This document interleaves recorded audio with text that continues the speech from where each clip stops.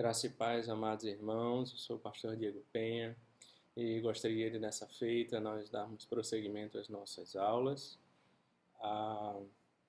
Nós veremos o capítulo 10, Igreja Restauradora. Igreja Restauradora. Abra comigo a sua Bíblia, em 2 Coríntios capítulo 2, nós leremos os versos de 5 a 11. 2 Coríntios, capítulo 2, versos de 5 a 11.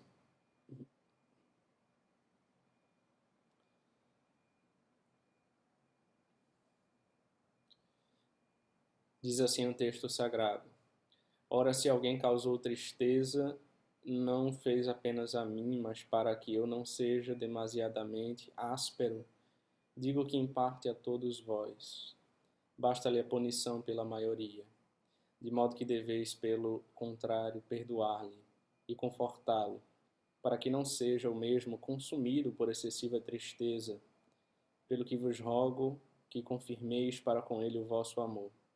E foi por isso também que vos escrevi, para ter prova de que em tudo sois obedientes.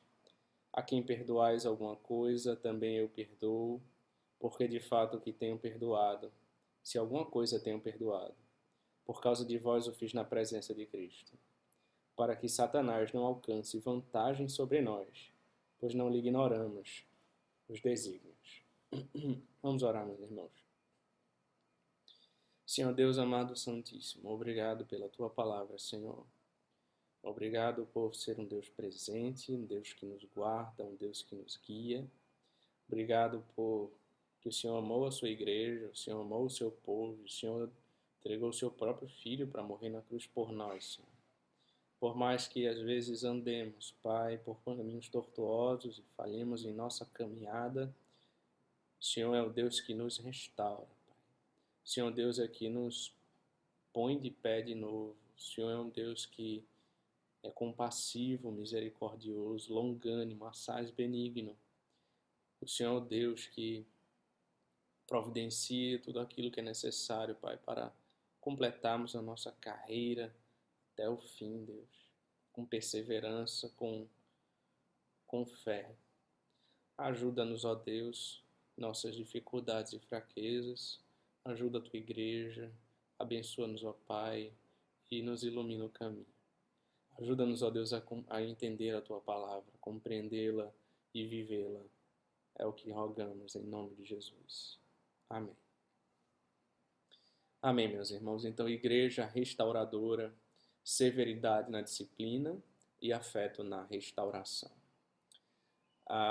Nós já estudamos sobre disciplina na igreja. Este é um tema delicado. Existe o perigo dos extremos também neste campo. Por um lado, podemos ser omissos diante do pecado que perturba a comunidade. Enterramos nossas cabeças na areia e esperamos que os problemas desapareçam.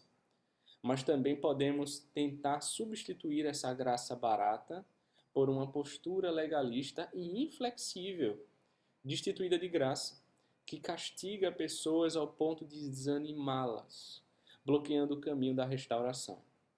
Então, nesse trecho das Escrituras, o apóstolo orienta a comunidade a tratar com pessoas que erraram, mas que se arrependeram. Então, é perceptível o amor de Paulo pela igreja de Corinto, quanto à data e ocasião aqui, o contexto, né? Apesar das duras palavras contidas em suas cartas, em 2 Coríntios ele enfatiza o perdão. Paulo havia feito uma visita àquela igreja, ocasião em que se deparou com alguns falsos mestres que haviam liderado uma resistência contra a sua autoridade apostólica. Mas o ponto de Paulo nesse texto básico é como os irmãos devem tratar uma pessoa específica que havia causado grande turbulência na igreja de Corinto. Alguns estudiosos argumentam então que o homem para o qual Paulo intervém com um pedido de perdão da comunidade é o mesmo acusado de possuir a esposa do pai, lá em 1 Coríntios capítulo 5. Se você observar comigo, volta aí para 1 Coríntios capítulo 5, Os versos de 1 a 5 diz assim: Geralmente se ouve que há entre vós imoralidade, moralidade tal como nem mesmo entre os gentios. Isto é, haver quem se atreva a possuir a mulher de seu próprio pai. E contudo andais vós ensoberbecidos e não chegastes a lamentar, para que fosse tirado do vosso meio quem tamanho ultraje praticou. Eu, na verdade, ainda que ausente em pessoa, mas presente em espírito, já sentenciei, como se estivesse presente, que o autor de tal infâmia seja, em nome do Senhor Jesus, reunidos vós e o meu espírito, com o poder de Jesus, o nosso Senhor, entregue a Satanás para a destruição da carne, a fim de que o espírito seja salvo no dia do Senhor Jesus. Então, vejam que linguagem, né, que parece tão pesada, irmãos. Mas aqui, esse homem a que Paulo se refere aqui, ele estava possuindo a mulher seu próprio pai, estava no meio da igreja, e Paulo vai exortar a igreja. Vocês não estão vendo isso? Como é que vocês veem um negócio desse no meio da igreja e não fazem nada? E simplesmente convivem com esse jovem, esse rapaz, como se nada estivesse acontecendo, tudo estivesse normal. E Paulo vai dizer então: tirem ele do meio de vós, afastem esse homem, entreguem ele a Satanás. Essa linguagem é no sentido de afaste ele da igreja, uma pessoa que caminha na igreja, ela está, é como se a linguagem significasse que ela está debaixo da proteção de Deus, da bênção de Deus, da provisão de Deus.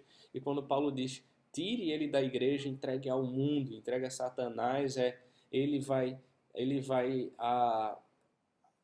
ser afastado desse privilégio do meio da igreja, de todos esses benefícios e essa bênção, e vai ser entregue à sorte do mundo, né?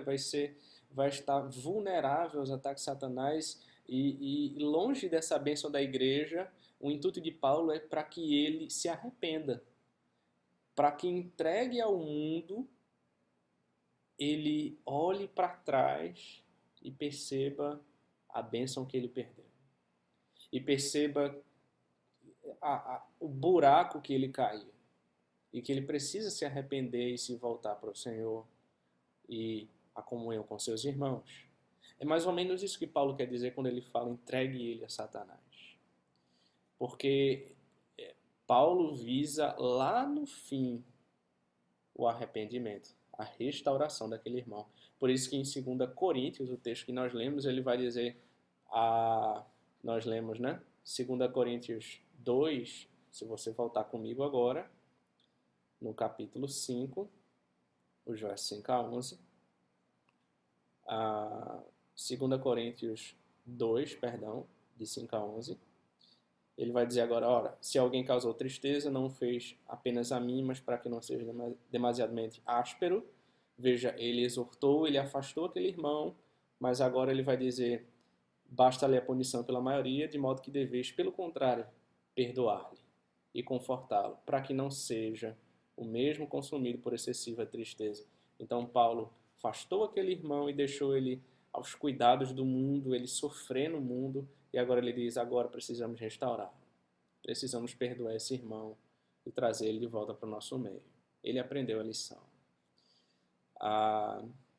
Então Paulo havia insistido em que os coríntios disciplinassem esse homem, expulsando-o da comunidade, visto que fazer vistas grossas àquela infâmia seria uma influência corruptora para a igreja. O apóstolo já os havia instruído a não se associarem com aqueles que se diziam cristãos, mas notadamente imorais. Em 1 Coríntios 5, né, 9 a 11. Se você observar, 1 Coríntios 5, de 9 a 11, Paulo vai dizer, já em carta vos escrevi que não vos associasseis com os impuros. Refiro-me com isto não propriamente aos impuros deste mundo, ou aos avarentos, ou roubadores, ou idólatras, pois neste caso terias de sair do mundo. Mas agora vos escrevo que não vos associeis com alguém que, dizendo-se irmão, foi impuro, ou avarento, ou idólatra, ou maldizente, ou beberrão, ou roubador, com esse tal, nem ainda com mais. Paulo tem esse cuidado com a igreja, então, de dizer, olha, não se associem com pessoas desse jeito, que tem essas práticas pecaminosas, porque o intento de Paulo aqui é o zelo pela igreja, é o zelo pela minha e pela sua vida. Dizer, olha, cuidado ao se associar com essas pessoas para que você não seja influenciado por elas e passe a andar como elas. Não é que nesse nossa caminhada, nossa vida cristã, a gente não vai se associar com pessoa alguma ímpia ou pessoas que têm uma vida totalmente distinta da nossa, a parte de Deus. Nós precisamos pregar o evangelho para essas pessoas. Mas o que Paulo está se referindo aqui é pessoas que se dizem cristãs, que fazem parte de uma comunidade, mas não vivem como tal. Vivem como se fossem ímpios. Então Paulo vai dizer, olha, cuidado com essas pessoas. Não se associem com elas. Por alguma razão, porém, os coríntios não acolheram a orientação de Paulo, e a conduta do crente rebelde, ela rendeu má reputação para a igreja de Jesus. Então, fazendo com que a 1 Coríntios 5:2, né?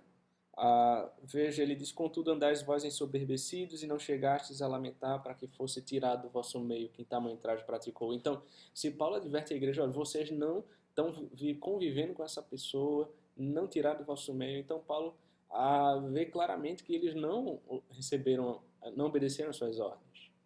E estão fazendo com que a comunidade inteira sofresse com os erros dessa pessoa, como dito em 2 Coríntios 2:5.